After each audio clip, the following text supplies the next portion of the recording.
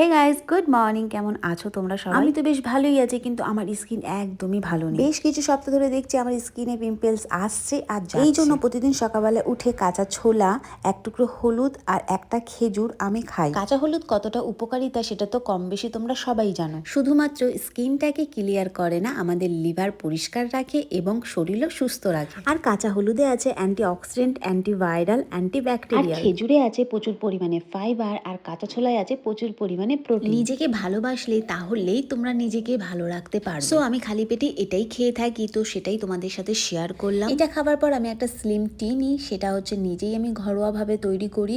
আর এই টিটা আমি অনেকবার তোমাদের সাথে শেয়ার করেছি। আর নিজেকে ভালো রাখতে গেলে তো এইটুকানি করতেই হয়। আর বিশ্বাস করো, আমি এটা খাবার পর অনেক ভালো রেজাল্ট পেয়েছি। পিম্পলস তো আমার প্রায় কমেই গেছে বললেই চলে। আর আমার পিম্পলসের কিছু দাগ আছে হালকা, সেটা হয়তো মেবি কিছু দিনের মধ্যে সেটাও হয়তো চলে যাবে। তো চলো, দেখা হবে আবার কোনো ভিডিওতে। কেমন লাগলো অবশ্যই ভিডিওটা জানিও।